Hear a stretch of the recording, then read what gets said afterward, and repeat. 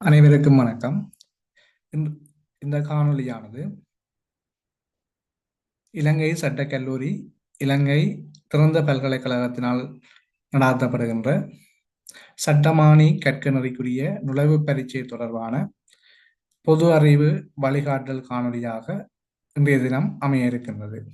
அந்த வகையில் இந்த காணொளியில் இன்றைய தினம் நாங்கள் கலந்துரையாட இருக்கின்ற விடயங்கள் இலங்கையின் சட்டத்துறை தொடர்பான ஆரம்பகால வரலாறுகளை பற்றி அதின் ஒரு முதலாவது பகுதியாக இந்த காணொளி அமைய இருக்கின்றது. அந்த வகையிலே ஆரம்ப காலங்களில் மன்னர் ஆட்சி காலங்களில் இலங்கையின் சட்டத்துறை எவ்வாறு அமைய பெற்றிருந்தது, அதே போன்று அதன் பின்னர் போர்த்துகேயர் வருகையின் பின்னர் இலங்கையின் சட்டத்துறையில என்னென்ன மாற்றங்கள் ஏற்பட்டது, அதே போன்று ஒல்லாந்தர் வருகையின் போது அல்லது வருகையின் பின்னர் இலங்கையின் சட்டத்துறையில் என்னென்ன மாற்றங்கள் உருவாகி என்பது தொடர்பாக இந்த காணொலி இன்றைய தினம் உங்களுக்கு அமைய இருக்கின்றது. அந்த வகையில் எமது யூடியூப் சேனலை சப்ஸ்கிரிப்ஷன் செய்து உங்கள் ஆதரவையும் எமது சேனலுக்கு வழங்குமாறு கேட்டு, தொடர்ந்து இந்த காணொலிகள் உங்களுக்கு பயனுள்ள வகையில் அமையுமாக இருந்தால் நீங்கள் இதனை உங்கள் சகபாடிகளுக்கும் பகிர்ந்து கொள்வதுடன் ஏதாவது குறைபாடுகள் இந்த காணொலி ஊடாக உங்களுக்கு இருக்குமாக இருந்தால் அதனை நீங்கள் கொமெண்ட்ஸ் ஊடாக தெரியப்படுத்தும் போது அதனை சீர் செய்து எதிர்காலத்தில் அதுக்கேற்ற வகையில் காணொலிகள் வடிவமைக்கப்படும். ரைட், நாங்கள் இப்போது சட்டத்துறை, இலங்கையின் சட்டத்துறை தொடர்பான விடயங்களுக்குள்ள போவோம். அந்த வகையிலே இலங்கை சட்டத்துறை நீண்ட கால வரலாறு, மன்னர் கால பகுதியிலிருந்து தற்போது வரையான காலப்பகுதி வரையும் உங்களுக்கு எங்களோட சனலூடாக முழுமையான தகவல்களை நான் தெரியப்படுத்த இருக்கின்றேன். அதே போன்று இதன் ஆரம்ப சுருக்கமாக இலங்கையில பிரித்தானியர் ஆட்சிக்கு பிறகு பிரித்தானியரால கொண்டு வரப்பட்ட பொது சட்டங்கள், அதே மாதிரி ஒல்லாந்தரால கொண்டு வரப்பட்ட ரோம டச்சு சட்டங்கள் போன்ற சட்டங்கள் இதை விட உள்நாட்டிலே பயன்படுத்தப்பட்டு வந்த தனித்துவமான சட்டங்கள் போன்ற விடயங்கள் இந்த இலங்கையின் சட்டத்துறைக்குள்ள அதிகமாக புகுத்தப்பட்டிருக்கு. அதை பின்பற்றினதாகத்தான் இலங்கை சட்டத்துறை அதிகமாக அமைந்து இருக்கின்றது. இலங்கையின் சட்டத்துறையை பொறுத்த வகையில சட்டத்தின் ஆதாரங்கள் அது பொது சட்டங்கள், ரோமா டச்சு சட்டம், தனித்துவமான சட்டங்கள். உங்களுக்கு தெரியும், தனித்துவமான சட்டங்கள்னு சொல்லும் போது இலங்கையின் குறிப்பிட்ட சமூகங்களுக்கு மட்டும் பொருந்தக்கூடிய வகையில 3 சட்டம் காணப்படுகின்றது. ஒன்று தேச வளமை சட்டம், கண்டிய சட்டம், முஸ்லிம் சட்டம். தேச வளமை சட்டம் யாழ்ப்பாண தமிழர்களுக்குரிய காணி உரிமைகள் தொடர்பான விடயங்களை சொல்லுது. அதை பற்றி நாங்கள் தனியாக ஒரு காணொலியில் அதை பற்றி உரையாடுவோம். அதே மாதிரி கண்டி சட்டம் இது கண்டி பிரதேச சேர்ந்த சிங்கள மக்களுக்குரியதாக இந்த கண்டி சட்டம் காணப்படுகின்றது. அதே மாதிரி முஸ்லிம் சட்டம் இலங்கையில் உள்ள முஸ்லிம் சமூகத்தினருக்குரியதாக இந்த சட்டம் அமைய பெற்றிருக்கின்றது. அதே மாதிரி நீதிமன்றங்களை பொறுத்தவரையும் தற்போது இருக்கிற நீதிமன்றங்கள் தொடர்பான ஒரு அறிமுகம் தான் இதுல கதைக்கிறோம் நாங்கள். தொடர்ச்சியாக அது தொடர்பான விரிவான தகவல்கள் தொடர்ந்து வரும் காணொலிகள்ல உங்களுக்கு கிடைக்கப்பெறும். உயர் நீதிமன்றம், மேன்முறையீட்டு நீதிமன்றம், மேல் நீதிமன்றம், மாவட்ட நீதிமன்றம், நீதவான் நீதிமன்றம், முதல்நிலை நீதிமன்றங்கள் என்று சொல்லி இலங்கையின் நீதிமன்றங்கள் 6 வகையான நீதிமன்றங்கள் காணப்படுகின்றது. அந்த வகையிலே உயர் நீதிமன்றத்தை பொறுத்தவரையில இது நாட்டின் அரசியல் அமைப்பு மற்றும் அடிப்படை உரிமைகள் தொடர்பான வழக்குகளை விசாரிக்கின்ற ஒரு நீதிமன்றமாக இது காணப்படுகின்றது. அல்லது அதனை விவாதிப்பதற்கான இறுதி அதிகாரம் இந்த உயர் நீதிமன்றத்துக்கு தான் இருக்கு. மேன்முறையீட்டு நீதிமன்றத்தை பொறுத்தமல்ல, கீழ் நீதிமன்றங்கள்ல காணப்படுகின்ற அல்லது வழங்கப்பட்ட தீர்ப்புகளுக்கு அமைவாக மேன்முறையீடு செய்யும் போது அந்த வழக்குகளை விசாரிக்கிற விடயம் இந்த மேன்முறையீட்டு நீதிமன்றத்திட்ட காணப்படுகின்றது. அதே மாதிரி மேல் நீதிமன்றம் என்பது பாரதூரமான குற்றவியல் வழக்குகளை விசாரணை செய்கின்ற ஒரு நீதிமன்றமாக இந்த மேல் நீதிமன்றம் காணப்படுகின்றது. அதே மாதிரி மாவட்ட நீதிமன்றம் சிவில் வழக்குகளை விசாரிக்கின்ற, அதாவது காணி, விவாகரத்துக்கள் போன்ற பிணக்குகள் விசாரிக்கின்ற ஒரு நீதிமன்றமாக இந்த மாவட்ட நீதிமன்றம் அமைகின்றது. நீதவான் நீதிமன்றங்களை பொறுத்தவரையில் சிறிய குற்றவியல் வழக்குகள் இந்த நீதவான் நீதிமன்றத்தில் விசாரணைக்கு உட்படுத்தப்படுகின்றது. அதால இது ஒரு ஆரம்ப நீதிமன்றம், சிறு குற்றவியல் தொடர்பான வழக்குகளை விசாரிக்கின்ற ஒரு ஆரம்ப நீதிமன்றமாக இந்த நீதவான் நீதிமன்றம் காணப்படுகின்றது. அதே மாதிரி முதல்நிலை நீதிமன்றங்கள் என்று சொல்லி ஒரு அமைப்பு காணப்படும். இது சிறிய பிணக்குகளை தீர்க்கின்ற இடமாகவும் இது காணப்படுகின்றது. அதே மாதிரி இலங்கையின் சட்டத்துறையை பொறுத்தமல்ல, சட்டத்துறையில் காணப்படுகின்ற முக்கிய நிறுவனங்களாக நீதி சேவை ஆணைக்குழு காணப்படுகின்றது. இது நீதிமன்ற நீதிபதிகள் நியமனம், இடம் மாற்றம், ஒழுக்காற்று நடவடிக்கைகளை கையாளுகின்ற ஒரு சுதந்திரமான அமைப்பாக இந்த நீதி சேவை ஆணைக்குழு காணப்படுகின்றது. அதே மாதிரி சட்டமா அதிபர் திணைக்களம் இது அரசாங்கத்துக்கு சட்ட ஆலோசனை வழங்குவதோடு, அதே மாதிரி குற்றவியல் வழக்குகளில் அரசின் சார்பாக ஆயராகி வாதிடுகின்ற ஒரு செயற்பாட்டை இந்த சட்டமா அதிபர் திணைக்களம் மேற்கொள்கிறது. அதே மாதிரி சட்ட ஆணைக்குழு இது காலாவதியான சட்டங்களை நீக்கி புதிய சட்ட திருத்தங்களை உருவாக்குவதற்கான ஆலோசனை வழங்குகின்ற ஒரு ஆணைக்குழு அமைப்பாக நிறுவனமாக இந்த சட்ட ஆணைக்குழு காணப்படுகின்றது. அதே மாதிரி இலங்கையில சட்ட கல்வியை வழங்குகின்ற அல்லது சட்ட தொழில் போன்ற விடயங்கள்ல தெரியும், இலங்கை சட்ட கல்லூரி இந்த சட்ட கல்வியை வழங்குகின்றது. அதே மாதிரி திறந்த பல்கலைக்கழகத்தினூடாக இந்த பட்ட கற்கனரி வழங்கப்படுகின்றது. இதே போன்று ஏனைய பல்கலைக்கழகங்களூடாகவும் இந்த சட்ட மாணி கற்கனரிகள் வழங்குகின்றன. அதே மாதிரி முக்கிய சட்டங்களாக சொல்லும் போது அரசியல் அமைப்பு சட்டம் இதுதான் நாட்டின் ஒரு அதி உயர் சட்டம். இலங்கையின் அதி உயர் சட்டம் அரசியலமைப்பு சட்டம். தண்டனை சட்டக்கோவை இது குற்றங்களையும் அதற்கான தண்டனைகளையும் வரையறை செய்கிறதாக அமையும். அதே மாதிரி குற்றவியல் மற்றும் சிவில் நடைமுறை சட்டக்கோவைகள் நீதிமன்ற வழக்குகள் எவ்வாறு நடைபெற வேண்டும் என்பதை விளக்குவதான ஒரு சட்ட ஏற்பாடாக இது காணப்படுகின்றது. இது இலங்கையின் முக்கியமான சட்டத்துறையில காணப்படுகின்ற ஒரு பொதுவான ஒரு அமைப்பை பற்றி நான் மேலோட்டமாக உங்களுக்கு சொல்லியிருக்கிறேன். இது தொடர்பாக நாங்கள் விரிவாக தொடர்ந்து வரும் காணொலிகளில் உங்களுடன் பகிரப்படும். இப்போது நாங்கள் ஆரம்ப கால சட்டமுறைக்குள்ள போவோம். மன்னர் கால சட்டத்துறையை பொறுத்தவரையில இலங்கையின் மன்னராட்சி கால பகுதியில அங்க அதிக நீதிபதியாக அந்த காலத்தில் ஆட்சி செய்த மன்னர்கள் தான் கருதப்பட்டார்கள். அப்ப அரசின் அதிகாரம் மன்னன்கிட்ட தான் காணப்பட்டது. ஆகவே மன்னன் தான் அங்க அதிக நீதிபதியாக காணப்பட்டார். அதே மாதிரி தண்டனை வழங்குறது, முக்கிய வழக்குகள்ல தீர்ப்புகளை வழங்குறதெல்லாம் இந்த மன்னருடைய செயற்பாடாகத்தான் அமைந்திருந்தது.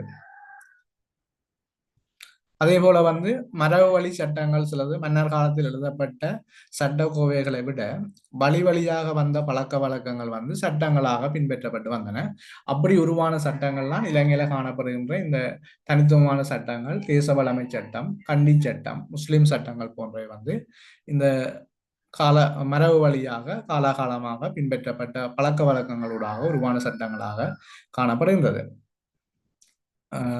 அதே மாதிரி நீதி நிர்வாக கட்டமைப்பை பொறுத்தமல்ல அங்க மன்னர்கள் தங்களுடைய ஆட்சிக்கு உட்பட்ட பிரதேசங்கள், அதாவது மாகாணங்கள், அதே மாதிரி ஏனைய பிரதேசங்கள், மாவட்ட அலகுகள் அடிப்படையில நீதிமன்ற வழக்குகளை விசாரித்து தீர்ப்பதை வழங்குவதற்காக அதிகாரிகள் நியமிக்கப்பட்டார்கள். பெரும்பாலும் அந்த அதிகாரிகள் மன்னர்கள் அந்த அரசு சபையில காணப்படுகின்ற அமைச்சர்களாக காணப்பட்டனர். இதே மாதிரி கிராம சபைகளும் உருவாக்கப்பட்டிருந்தன. தண்டனை முறைகளை பொறுத்தமல்ல மரண தண்டனை வழங்குறது, உடல் உறுப்புகளை சேர்த்தல், அபராதம் மற்றும் சொத்துக்களை பறிமுதல் செய்தல், நாடு கடத்தல் போன்ற தண்டனை முறைகளும் இந்த மன்னருடைய ஆட்சி காலங்கள்ல காணப்பட்டது. இதுக்கு பிறகு பாத்தீங்கன்னா இந்த காலனித்துவ தாக்கம் தோற்றம் பெற்றது 1505ஆம் ஆண்டுக்கு பிறகு போர்த்துகேயர் இலங்கைக்குள்ள வந்ததாலையும் அதன் பின்னர் உள்ளாந்தர் பிரித்தானியர்களும் வருகையால இந்த மன்னர் கால சட்ட முறையில பல மாற்றங்கள் கொண்டு வரப்பட்டன. அந்த மாற்றங்கள் அல்லது பழைய காலத்துல தனிப்பட்ட ரீதியில பின்பற்றப்பட்ட சட்டங்களை முறைமைப்படுத்தி ஆவணப்படுத்துற செயற்பாடுகளும் இந்த காலனித்துவ ஆட்சிக்குள்ள இடம்பெற்றிருந்தது. அதே மாதிரி மன்னருடைய மன்னற்ற ஆட்சி காலங்கள்ல சட்டத்துறை அதிகாரிகளாக நான் ஏற்கனவே குறிப்பிட்ட மாதிரி அதி உயர் நீதிபதியாக மன்னர் காணப்பட்டார். அதற்கு பிறகு அதிகாரம் மிக்க உயர் அதிகாரிகளாக அதிகாரங்கள், அதாவது அரச சபையின் அமைச்சர்கள் இந்த அதிகாரங்கள் என்று அழைக்கப்பட்டார்கள். அவர் மன்னர்களுக்கு அடுத்த நிலையில காணப்படுகின்ற அமைச்சர்களுக்கு அவைகளுக்கு ஒதுக்கப்பட்ட மாகாணங்கள்ல அல்லது பிரதேசங்கள்ல குற்றவியல் வழக்குகளை விசாரிக்கின்ற அதிகாரம் இந்த அதிகாரங்களுக்கு வழங்கப்பட்டிருந்தது. அதாவது மன்னருக்கு அடுத்த நிலையில இருக்கின்ற அமைச்சர்கள். அதன் பிறகு பார்த்தோம் சொன்னால் திசாவைகள், இந்த திசாவைகள் மாகாண ஆளுநராக செயற்பட்டார்கள். ஒவ்வொரு மன்னர்களும் அல்ல அரசர்களும் ஒவ்வொரு மாகாணத்துக்குமான ஆளுநர்களாக இந்த திசாவைகளை வந்து நியமித்திருந்தார்கள். அவர்களும் அந்தந்த மாகாணங்களுக்கு இடையில இருக்கின்ற குற்றவியல் தொடர்பான இல்ல குற்றங்களுக்கு தொடர்பான விடயங்கள், நிலத்தகராறுகள் மற்ற சிறு குற்றங்கள் தொடர்பான விடயங்களுக்கான தீர்ப்புகளை வழங்குவதாக இந்த திசாவைகள் என்ற செயற்பாடுகள் காணப்பட்டிருந்தது. அதே மாதிரி மாகாண மற்றும் பிரதேச அதிகாரிகள் ஏனைய ஆளுநருக்கு அடுத்த நிலையில் இருக்கிற அதிகாரிகளை பொறுத்தமல்ல அதுல வந்து இரட்டை மகத்மயா என்ற பெயர்ல வந்து குறிப்பிட்ட பிரதேசங்களின் தலைவர்கள் செயற்பட்டார்கள். இரட்டை மகத்மயா என்ற பெயர்ல வந்து இந்த குறிப்பிட்ட பிரதேசங்களுக்கு தலைவர்கள் காணப்பட்டார்கள். இந்த தலைவர்கள் வந்து சிறிய குற்றங்களை விசாரித்து வந்தார்கள். அதே மாதிரி கோரலைகள் மற்றும் விதானைகள் என்ற பதவி முறைகளும் வந்து காணப்பட்டது, அதிகாரிகளும் காணப்பட்டார்கள். கிராம மட்டத்துக்கு சற்று மேலான மட்டத்தில் வழக்குகளை கையாண்டது வந்து இந்த கோரலைகள் விதானைகள் என்று சொல்லப்பட்டார்கள். பிறகு கிராம சபைகள் அறிமுகப்படுத்தப்பட்டது. இந்த கிராம சபையை பொறுத்தமல்ல ஒரு ஜனநாயக தன்மை உள்ள ஒரு நீதி அமைப்பாக வந்து இந்த கிராம சபைகள் வந்து அரசர் ஆட்சி காலங்கள்ல இல்ல மன்னர் ஆட்சி காலங்கள்ல காணப்பட்டது என்று சொல்லப்படுகிறது. இது வந்து கிராமத்துல காணப்படுகிற மூத்த குடிமக்கள் அல்ல தலைவர்கள் வந்து இந்த உறுப்பினராக செய்யப்பட்டனர். கிராமத்துல காணப்படுகின்ற பல பிரச்சனைகள் வந்து இவர்களூடாக தீர்க்கப்பட்டு தற்போது வந்து இந்த சமரசம் செய்கின்ற முறை நாங்கள் சொல்லுவோம் வந்து இதை வந்து இணக்க சபை என்று இப்ப சொல்றாங்க. அந்த இணக்க சபை முறை இப்பவும் அது கிராம சபைகள்லாம் அன்றைய காலத்துல காணப்பட்ட கிராம சபைகள் தற்போது அது இணக்க சபைகள் என்ற பெயர்ல வந்து நடைபெற்று கொண்டிருக்கின்றது. அது மாதிரி தர்மாதிகாரி என்ற பதவி முறையும் வந்து காணப்பட்டது. இது வந்து சில பிரதேசங்கள் அதாவது கோட்டை புலனுறை காலங்கள் போன்ற காலப்பகுதியில இந்த சட்ட விவகாரங்களை கவனிப்பதற்கெனவும் அறநெறி தவறாமல் நீதி வழங்கப்படுவதை உறுதி செய்வதற்காகவும் வந்து தர்மாதிகாரி என்ற சிறப்பு அதிகாரிகள் வந்து நியமிக்கப்பட்டிருந்தார்கள். இதனை விட ராயசபை ராயசபையை பொறுத்தவரையில் அரசுக்கு ஆலோசனை வழங்குகிற சபையாக வந்து இந்த ராயசபை வந்து காணப்படுகின்றது. அதாவது சட்டங்கள் தொடர்பான அரசு ஆலோசனை வழங்குகின்ற ஒரு அமைப்பாக வந்து காணப்பட்டது. இந்த அமைப்பு தான் தற்போது வந்து சட்டமா அதிபர் போன்ற விடயங்களுக்கு ஒரு அடித்தளமாக அமைந்தது. சட்டமா அதிபர் திணைக்களத்துக்கான ஒரு அடிப்படை அமைந்ததாக என்று சொல்லப்படுகின்றது. அப்ப இதில் வந்து அமைச்சர்கள் மற்றும் சட்ட வல்லுநர்கள் வந்து மன்னருக்கு ஆலோசனை வழங்குறதுக்காக இந்த ராய சபையில வந்து காணப்பட்டார்கள்.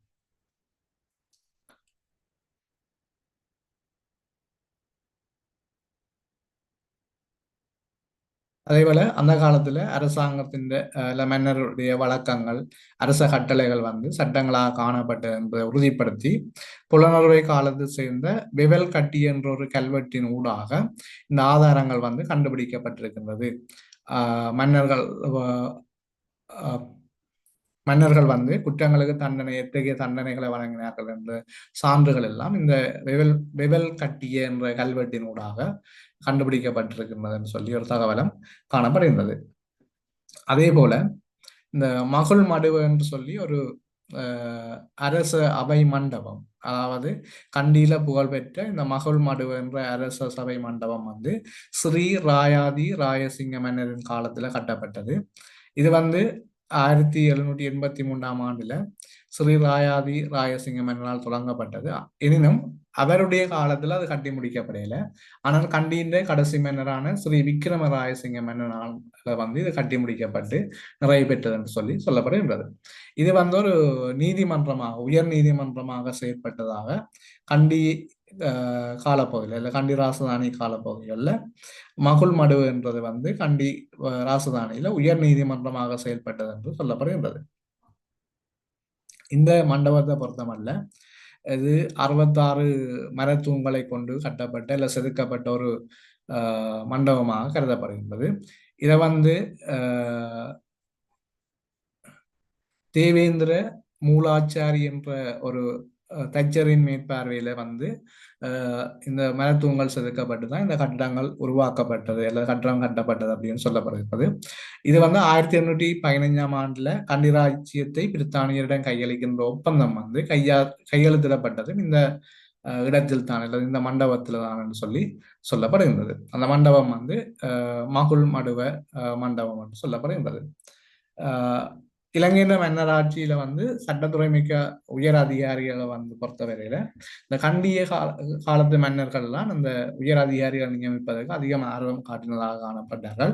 அதுல முதலாம் விமலதம சூரிய மன்னனை பொறுத்தவரையில ஆஹ் இவர் வந்து கண்டி ராஜ்யத்தை ஒரு பலமான அரசாக மாற்றுவதற்காக வந்து ஆஹ் பல சட்டவாக்க விடயங்களை, அதாவது உள்நாட்டு மரபுவழி சட்டங்களை வந்து ஆஹ் பேணி பாதுகாப்பதற்கான முன்னுரிமையை வழங்கினார் அப்படின்னு சொல்லி சொல்லப்படுகின்றது. அதன் பிறகு கீர்த்தி ஸ்ரீ ராயசிங்க மன்னன் இவர் வந்து பல நியமனங்களை வழங்கியிருந்தார். அதுல ஒன்று அதிகாரங்கள். நான் ஏற்கனவே சொன்னது போன்று மன்னருக்கு அடுத்ததாக காணப்படுகின்ற இந்த அமைச்சர்கள் மற்றும் நிபுணத்துவம் வாய்ந்தவர்கள் இந்த நீதி வழங்குகின்ற அதிகாரத்தை பகிர்ந்தளிக்கிற செயற்பாட்டுக்காக இந்த பிரதான அதிகாரிகளை வந்து நியமிச்சிருந்தார். அந்த அதிகாரிகள் இந்த நியமனங்கள் வந்து பாலைத்தெனிய மற்றும் எலைப்பொல போன்ற பதவிகள் வந்து இந்த அதிகாரிகள் இந்த நியமனத்துக்காக பயன்படுத்தப்பட்ட பதவி பெயர்களாக இருக்கின்றது. அதே போல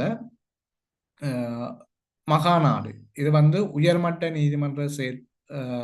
நீதிமன்றமாக செயற்பட்ட மகாநாடு இவருடைய காலத்துல தான் பலமானதாகவும், அதே போல வந்து பல உயர் அதிகாரிகள் வழக்குகளை விசாரிக்கின்ற முறையும் வந்து இந்த கீர்த்தி ஸ்ரீ ராயசிங்க மன்னன் ஊடாகத்தான் கொண்டு வரப்பட்டதாக சொல்லப்படுகின்றது. அதுல வந்து இந்த நியமிக்கப்பட்ட அதிகாரிகளை பொறுத்தமல்ல, மன்னர்களால் நியமிக்கப்பட்ட அதிகாரிகளை பொறுத்தவரையில அதிகாரங்கள் என்ற இந்த பதவி பேரில் உள்ள அதிகாரிகள் நாட்டின் மிக உயரிய அமைச்சர்கள். அதே மாதிரி இவர்களுக்கு மரண தண்டனை தவிர ஏனைய அனைத்து தண்டனைகளையும் வழங்குகின்ற அதிகாரம் வந்து இந்த அதிகாரங்கள் என்ற பதவி பெயர்கள் எல்லா அதிகாரிகளுக்கு இருந்தது. அதே போன்று திசாவைகள் இது மாகாண ஆளுநர்கள் தங்கள் மாகாண எல்லைக்குள் சிவில் மற்றும் குற்றவியல் வழக்குகளை தீர்க்கின்ற அதிகாரம் வந்து திசாவைகளுக்கு இருந்தது. அதே போன்று லேகம் இது ஆவண காப்பாளர் மற்றும் சட்ட பதிவாளர் போன்றவர்கள் நிலம் தொடர்பான வழக்குகள்ல வந்து தீர்ப்பு வழங்குவதற்கு அல்லது இவர்களுடைய பதிவுகள் முக்கிய ஆதாரமாக பேணப்பட்டு வந்தது. இது வந்து லேகம் என்று சொல்லப்படும். லேகம் என்று சொல்லினோம். ரைட். இதுல வந்து ஏற்கனவே கூறியது போன்று மகாநாடு வந்து இந்த மன்னராட்சி காலத்துல உயர்மட்ட நீதி சபையாக காணப்பட்டது.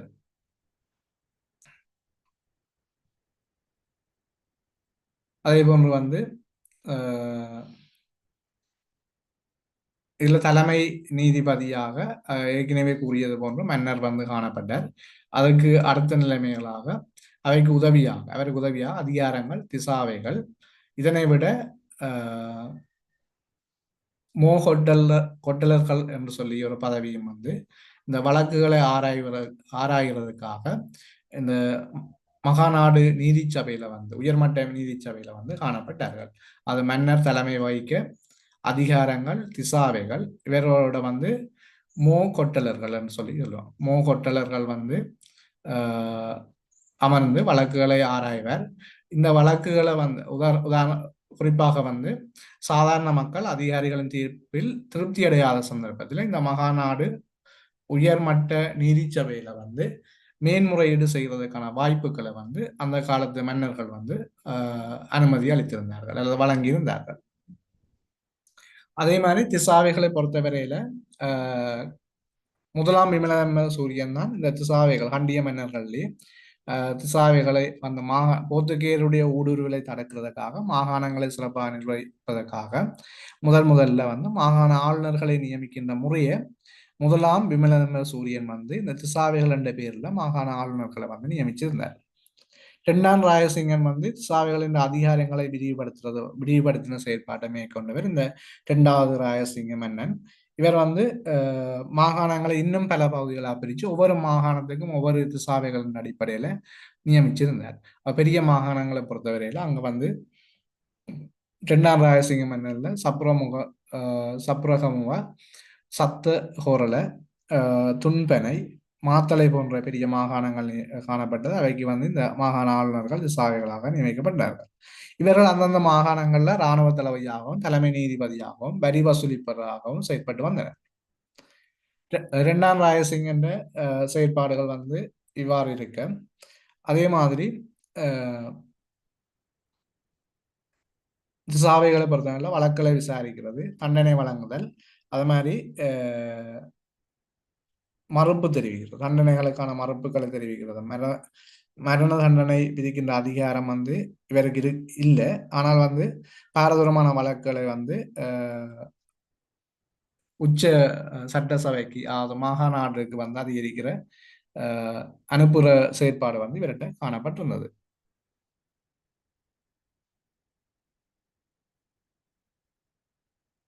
அது மாதிரி திசாவைகள் வழங்குற தீர்ப்புகள்ல வந்து அவைக்கு வந்து திருப்தி இல்லை என்று சொன்னால் நேரடியாக வந்து மகாநாட்டுக்கு அல்லது அதிகாரங்களிடம் வந்து முறையிடுறதுக்கான வாய்ப்புகள் உருவாக்கப்பட்டிருந்தது. அதேவேளை இன்னும் ஒரு விடயம் வந்து இந்த திசாவை பதவிகளுக்கு இவர்களை நியமிக்கும் போது அந்த நியமனம் வழங்கப்பட்டதுக்கு ஒரு அடையாளமாக விசேட பிரம்பு வந்து மன்னரால் வழங்கப்பட்டதாக சொல்லப்படுகின்றது. அடுத்து வந்து கோரளைகளை பொறுத்தவரையில ஒரு மாகாணம் வந்து பல பிரிவுகளாக பிரிக்கப்பட்டு அவை கோரளைகள் என அழைக்கப்பட்டது. இந்த கோரளைகளுக்கு கோரளைகளை வந்து திசாவைகளுக்கு ஒரு உதவியாக அமைகிறதுக்காக மன்னர் வந்து நியமித்திருந்தார். அல்லது திசாவைகளும் வந்து இந்த கோரளைகளை வந்து நியமிக்க முடியும். அவர்கள் தங்களுடைய எல்லைக்குட்பட்ட பகுதிகளில் வந்து சிறு கணக்குகளை தீர்ப்பதற்கு அதிகாரம் பெற்றிருந்தனர். கிராம சபையால் தீர்க்க முடியாத சிறிய வழக்குகளை விசாரித்ததும் வந்து இந்த கோரளைகளாக காணப்படுகின்றன. விதானையை பொறுத்தவரையில விதான் என்று வந்து சொல்லப்படுறது, நாங்கள் அதை இப்ப விதானை என்று சொல்லி பயன்படுத்துறாங்க. இந்த கிராமத்தின் அன்றாட நிர்வாக விவசாய விடயங்களை கண்காணிக்கிறதும் அதே மாதிரி மன்னருடைய கட்டளைகளை வந்து மக்கள்கிட்ட கொண்டு சேர்க்கிறதும் இவருடைய செயற்பாடாக இருந்தது. கிராம மட்டத்தில் நடக்கின்ற சிறு குற்றங்களை வந்து விசாரிக்கின்ற செயற்பாடும் மேலதிகாரிகளுக்கு வந்து அறிக்கையிடுவதும் வந்து இவருடைய கடமையாக வந்து காணப்பட்டிருந்தது. அப்ப இதுல வந்து மன்னராட்சி காலத்துல காணப்பட்ட நிர்வாக கட்டமைப்பை பொறுத்தவரையில திசாவை மாகாண தலைவராக காணப்பட்டார். கோரளை மாவட்ட அல்லது பிரதேச தலைவராகவும், விதான வந்து கிராம நிர்வாக அதிகாரியாகவும், இதனை விட கண்காணி என்று சொல்லி விதானைக்கு வந்து ஒரு உதவியாளராகவும் செயற்பட்டவர் கண்காணி என்று சொல்லியும் அழைக்கப்பட்டிருந்தார். இந்த விதானை என்று சொல்லப்படுறது, விதான மற்றும் கோரளை என்று சொல்லப்பட்டதுதான் தற்காலத்துல வந்து கிராம சேவகர் என்ற ஒரு முறைக்கு வழிவகுத்தது என்று சொல்லி சொல்லப்படுகின்றது.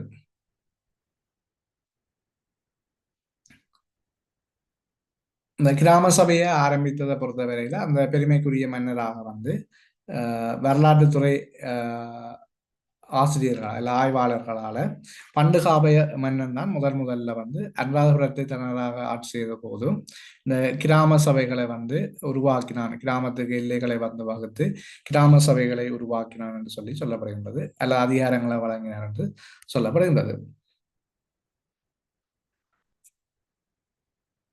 கிராம சபைகளை பொறுத்தவரை நீதி நிர்வாகம், அதே மாதிரி சமூக பணி, மன்னரின் பிரதிநிதியாக இந்த அன்றாபுர காலப்பகுதியில் காணப்பட்ட கிராம சபைகள் வந்து செயற்பட்டன.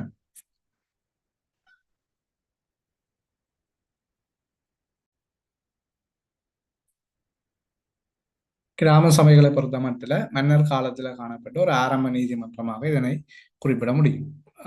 மன்னர் சபையில் காணப்பட்ட ஒரு ஆரம்ப நீதிமன்றங்கள் தான் இந்த கிராம சபையா இருக்குது. இலங்கையை வந்து பிரித்தானியர் கைப்பற்றின பிறகு 1815 வந்து கிராம சபைகள் வந்து ரத்து செய்யப்பட்டது. அதுக்கு பிறகு கிராமங்களில் காணப்பட்ட சில நிர்வாக சிக்கல் காரணமாக 1871ஆம் ஆண்டு கிராம சபைகள் கட்டளை சட்டம் உருவாக்கப்பட்டு அதன் மூலம் வந்து மீண்டும் இந்த கிராம சபைகள் வந்து சட்டபூர்வமாக பிரித்தானியரால் அறிமுகப்படுத்தப்பட்டிருந்தது. முன்னர் ஆரம்பத்தில் பண்டுகாய மன்னரால் கொண்டு வரப்பட்டது.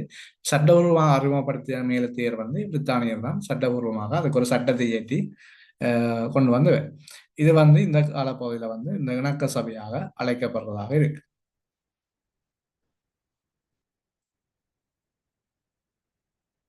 அதே போல புலனறுவை காலத்துல இந்த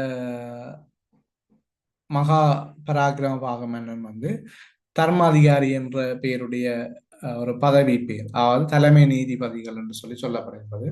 அப்ப நாட்டில் ஒரு அமைதியை நீதியை மேம்படுத்துவதற்காக இந்த தர்மாதிகாரிகள் வந்து நியமிக்கப்பட்டார்கள். இவர்கள் வந்து தலைமை நீதிபதிகளாக இந்த மகா பராக்கிரம பாகு மன்னனால வந்து நியமிக்கப்பட்டிருந்தார்கள். பராக்கிரம மன்னன் நீதித்துறையை பொறுத்தவரையில அவர் வந்து நீதி வழங்கும் போது பாரபட்சம் காட்டக்கூடாது என்பதை வந்து வலியுறுத்தின ஒரு மன்னராக காணப்படுகிறார். நீதி வழங்கும் போது பாரபட்சம் காட்டக்கூடாது என்ற ஒரு கூற்றை வந்து வலியுறுத்தி தான் இந்த தர்மாதிகாரிகள் வந்து நியமிக்கப்பட்டிருந்தார்கள்.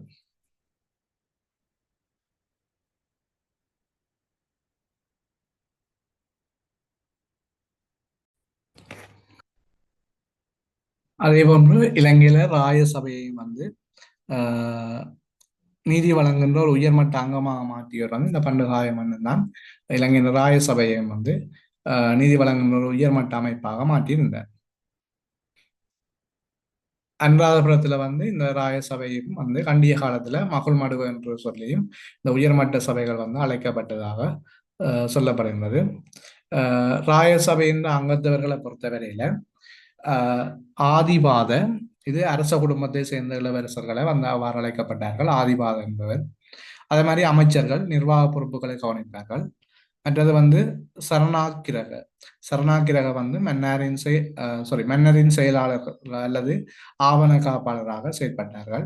அதே மாதிரி புரோகிதர்கள் இவ வந்து சமய மற்றும் அறநெறி சார்ந்த ஆலோசனைகளை வழங்குவதாக காணப்பட்டார்கள்.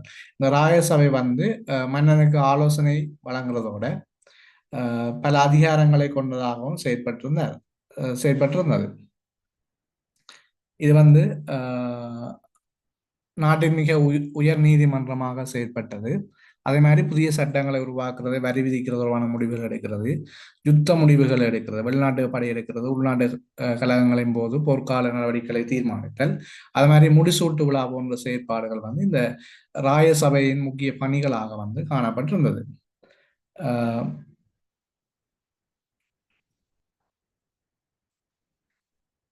அது மாதிரி 1715ஆம் ஆண்டு பிரித்தானியர்களிடம் நாட்டை ஒப்படைக்கும் போதும் கண்டி ஒப்பந்தம் வந்து விவாதிக்கப்பட்டது இந்த ராய சபையின் ஊடாகத்தான் அது விவாதிக்கப்பட்டது. கண்டிய காலத்தில் அது மகள் மடுவன்னு சொல்லி அழைக்கப்பட்டிருந்தது. அது மாதிரி கண்டி ராஜ்யத்துல வந்து நிலவிய நிர்வாக படிநிலையில இரட்டை மகத்மயா என்ற பேருடைய பதவி வந்து மிக முக்கியமானதாக காணப்படுகின்றது கண்டி ராஜ்யத்தில் நிலவிய நிர்வாக படிநிலை.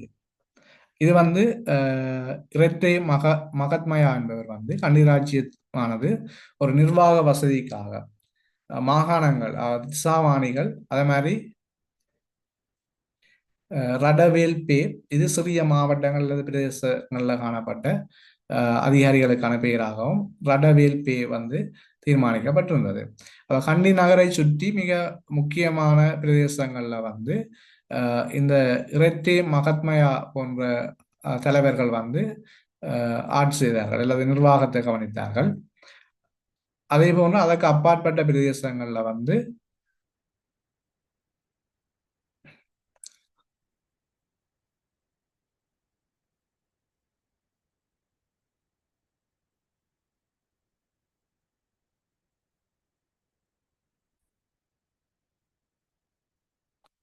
இவர்கள் வந்து பெரும்பாலும் உயர்குடி பிரபுக்களாக வந்து காணப்பட்டார்கள். இவர்கள் தான் மன்னரால இந்த இரட்டை மகத்மயா என்ற பதவிக்கு வந்து நியமிக்கப்பட்டவர்களாக இருந்தார்கள்.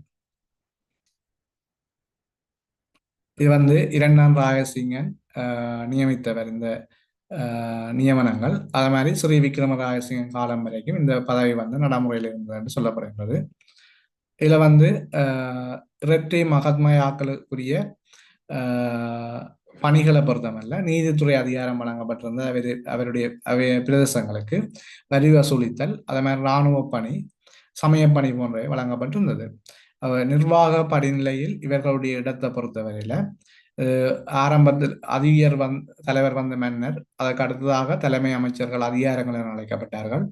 அதுக்கு பிறகு திசாவைகள் அல்லது இரட்டை மகத்மயாக்கள், மாகாண பிரதேச தலைவர்கள், அடுத்த கோரளைகள் பிரிவு தலைவர்கள், அதே மாதிரி விதானைகள் வந்து கிராம அதிகாரிகளாக செயற்பட்டார்கள் இந்த கண்டி ராஜ்யத்தின் நிர்வாக படிநிலைகளில். பிறகு வந்து இலங்கையில வந்து போர்த்துகீயர் வந்து 1505ஆம் ஆண்டு இலங்கைக்குள்ள நுழைகின்றார்கள். அதன் போது சட்டத்துறையில வந்து சில மாற்றங்கள் ஏற்படுத்தப்பட்டிருக்குது. அந்த மன்னர் காலத்துல காணப்பட்ட சட்ட செயற்பாடுகள், அது சிங்கள தமிழர் பாரம்பரிய சட்டங்கள் வந்து முழுமையாக மாற்றாமல் சில மாற்றங்களும் மட்டும் உட்படுத்தி கொண்டு 1597 ஆண்டுல நடைபெற்ற ஒரு முல்லேரியா மாநாட்டினூடாக போர்த்துகேய மன்னன் வந்து இலங்கையர்களை அவர்களின் பழைய சட்டங்களின்படியே ஆள வேண்டும் என்று சொல்லி ஒரு உறுதியை வழங்கியிருந்தார் அல்லது உறுதி அளித்திருந்தார். அப்ப இது வந்து முல்லேரியா மாநாட்டினூடாக இலங்கையர்கள் என்ன சட்டங்களை பின்பற்றி வந்தார்களோ அதன்படியே அவர்களை ஆள வேண்டும் என்று சொல்லி அந்த மாநாட்டில தீர்மானங்கள் எடுக்கப்பட்டிருந்தது அல்லது மன்னரால உறுதி வழங்கப்பட்டிருந்தது.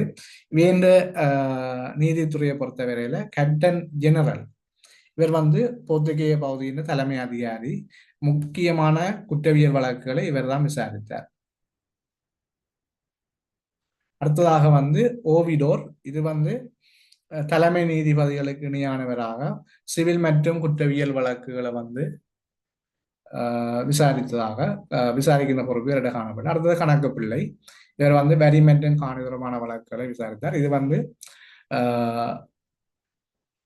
நீதி நிர்வாக அதிகாரிகளாக போர்த்துகேயர் காலத்தில் காணப்பட்டது. இலங்கையில வந்து இந்த காணி பதிவேடுகளை பொறுத்தமல்ல தோம்ப் என்ற ஒரு பதவி அல்லது ஆவணத்தை வந்து அறிமுகப்படுத்தினது போர்த்துகேயர். அதை வந்து விரிவுபடுத்தினது அல்லது அதை வந்து தொடர்ந்து பேணி கொண்டு வந்தார்கள் ஒல்லாந்தர்கள். அறிமுகப்படுத்தினது இவர் தான், போர்த்துகேயர் தான். ஆனால் இவர் வந்து அதை வந்து வடிவாக செயற்படுத்தல. ஆனால் வந்து இலங்கையின் காணி சட்டங்களின் ஆரம்ப காலங்களில் பயன்படுத்தப்பட்ட சொல் வந்து தோம்பு. இந்த தோம்பு என்ற சொல் வந்து போர்த்துகேயரிலிருந்து வரப்பட்ட அவர் தான் இதை கொண்டு வந்த ஒரு சட்ட பதிவேடாக கருதப்படுகிறது. இதனை வந்து சட்ட பதிவேடாக தொடர்ந்து பின்பற்றி வந்து அல்லது வலுப்படுத்தியவர்கள் வந்து ஒல்லாந்தர்களாக காணப்படுகின்றார்கள். அதே மாதிரி கத்தோலிக்க மதம் பரப்பப்பட்டதால இந்த சட்ட ஏற்பாடுகள் வந்து இந்த கத்தோலிக்க திருச்சபைகள் வந்து தாக்கம் செலுத்துவதற்கான சந்தர்ப்பங்கள் உருவாகி இருந்தது. கிறிஸ்தவ மத சட்டங்கள் வந்து அங்கே செல்வாக்கு செலுத்துவதாக இருந்தது. அதே மாதிரி தண்டனை முறைகளை பொறுத்தவரையில சிறை தண்டனை, அபராதம் விதிக்கிறது, நாடு கடத்தல் போன்ற விடயங்கள் பின்பற்றப்பட்டு வந்தன. கலகம் செய்பவர்களுக்கும் மதத்துக்கு எதிராக செயற்படுபவர்களுக்கும் மரண தண்டனை வந்து போர்த்துகேயர் காலத்துல விதிக்கப்பட்டு வந்தது.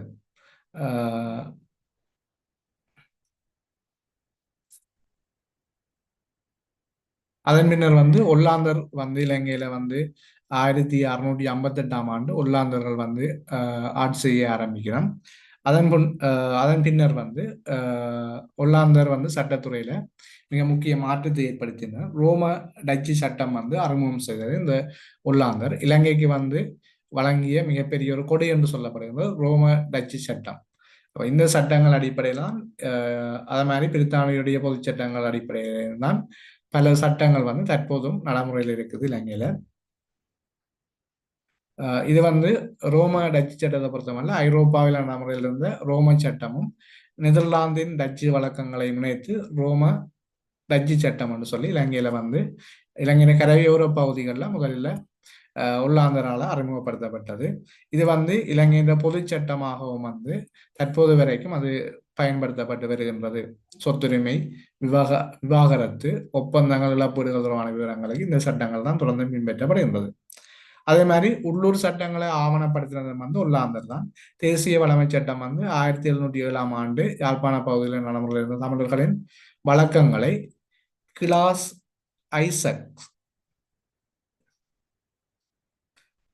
ஐசக் என்ற அதிகாரி ஓலைச்சுவடிகளிலிருந்து சட்டக்கோவையாக வந்து தொகுத்திருந்தார், அதாவது ஆவணப்படுத்தியிருந்தார் இந்த தேச வளமை சட்டத்தை. அதே மாதிரி முஸ்லிம் சட்டத்தை பொறுத்தவரை முஸ்லிம் சமூகத்தினரின் விவாக மற்றும் வாரிசுரிமை சட்டங்கள் ஓரளவுக்கு ஆவணப்படுத்தப்பட்டது இந்த ஒல்லாந்தருடைய காலப்பகுதியில்.